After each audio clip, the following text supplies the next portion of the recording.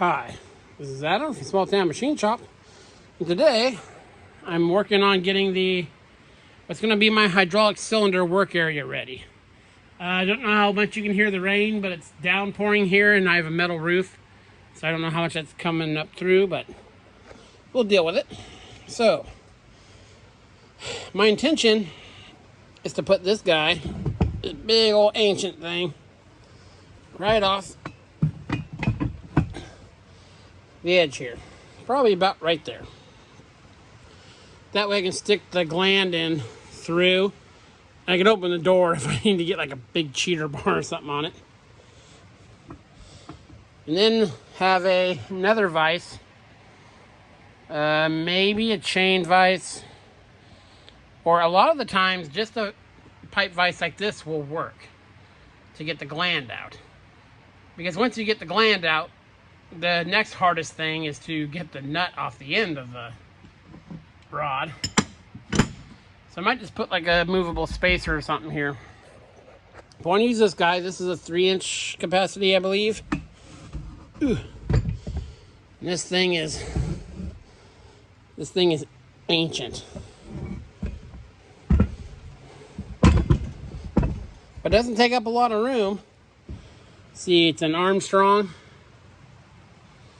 The last patent date on it is 1882. So it's a touch old. Has a little repair we'll need to do there. Obviously the screw is no longer attached to that. But we can make it work. But the reason I want to go with a vise like this is because with it on the bench, the handle turns sideways, it takes up no bench space. So the other vise I put in, and I've done this before in my old shop. I know I didn't film a lot in my old shop,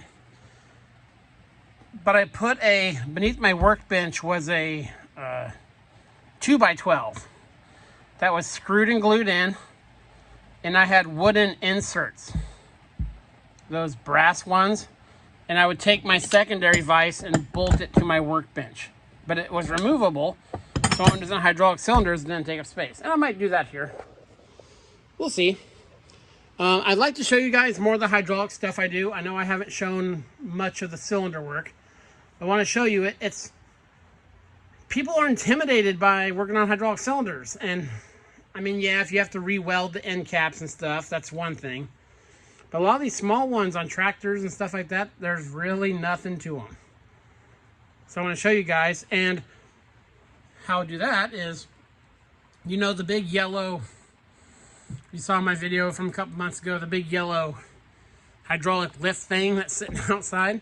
I need to rebuild the cylinder. So I need to make the setup so I can pull the cylinder and get it in here and get it fixed, because I need to get that in the shop. So today's plan, let's start fixing this guy. Now, I'll clean it up a little bit. I love pipe vices.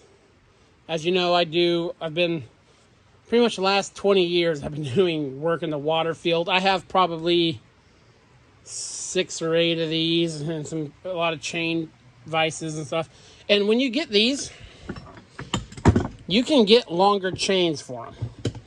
I know the V's are pretty much set for specific sizes, but especially if it's a rigid like this, the chain wrenches take the same chain. So it's really easy to extend these to accommodate pretty much any size pipe. That's just an aside to that. So what we'll do is we'll see what we need to get this guy out today. I don't think it'll take much. Maybe we can just do it right. And get that guy to open. That guy wedged in there.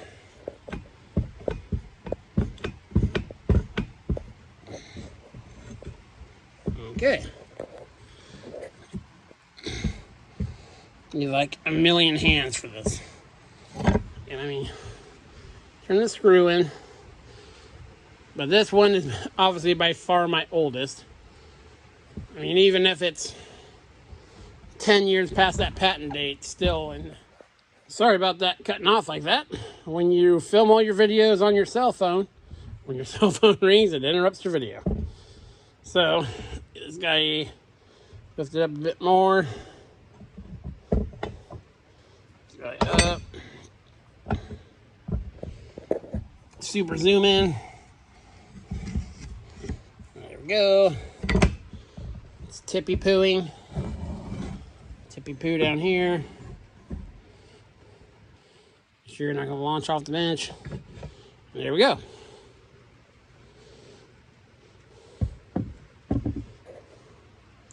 I'll have to address this.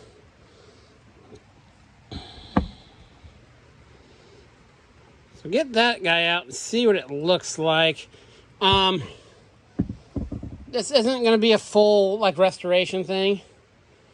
I'm honestly thinking about doing, I kind of looked at this earlier, is grinding that smooth, drilling and tapping it and putting a bolt in there, and rounding off the head and putting it in there.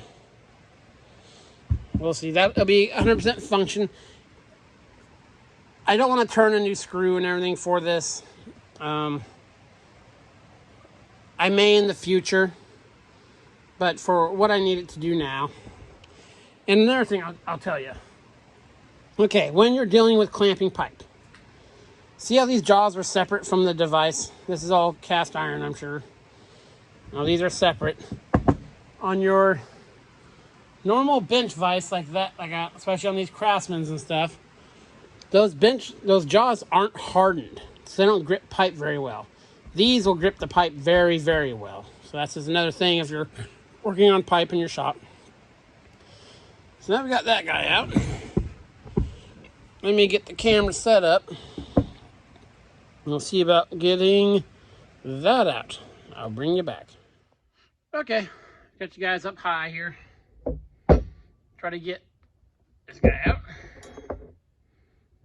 Let's see if we can do it without too much, without having to put heat or anything on it.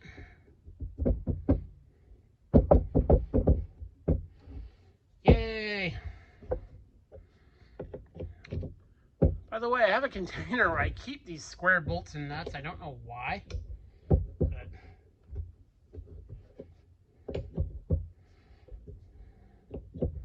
and now you're turning on the outside there. It's a 1/2-inch head bolt with a 9/16 nut.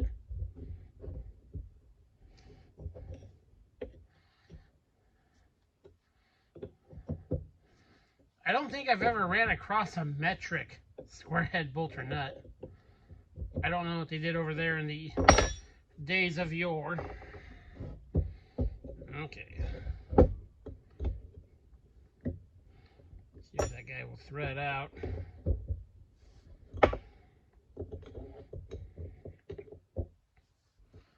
Hope you guys had a good day. I worked a 12-hour day and then came home and started working on this.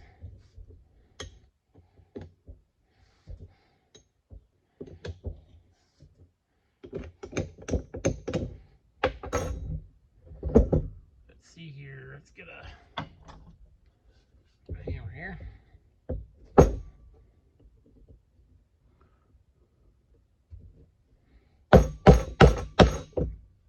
Yeah. Drove it right up. If you're going to tap on a bolt, always try to put a nut or something on it. See if I can wiggle it out.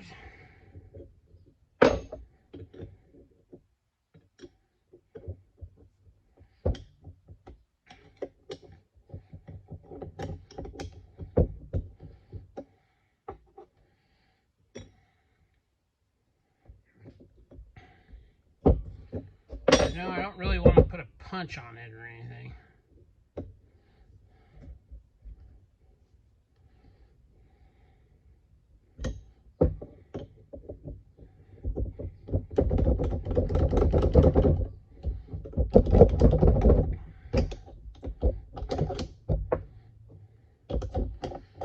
Almost got it.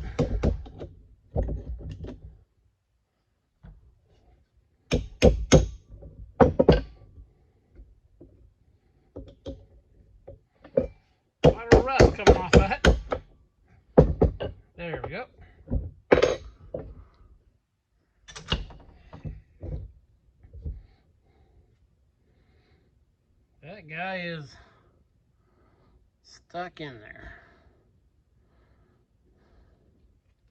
Of course, I'm not sure. Let me grab a...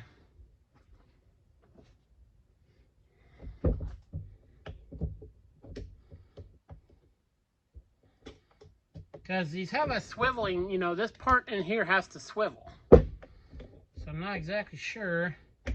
And all of my pipe vices are a little different. Let me gently tap on these guys.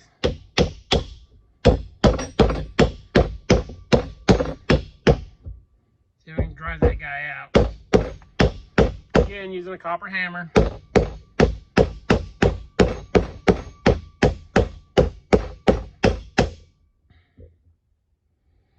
I'm hoping it's a separate piece from these jaws, or else that's going to change our repair plan a little bit.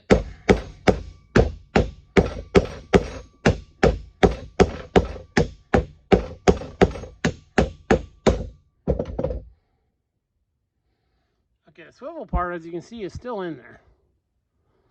So that broke off. Well, there it goes. So it just pushed down in there.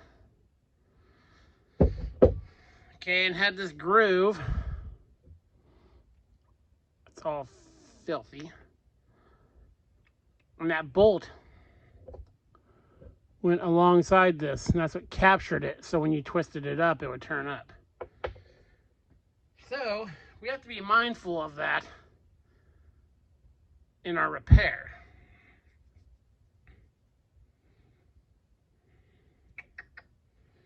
So this has to be able to turn, which is fine. What we can do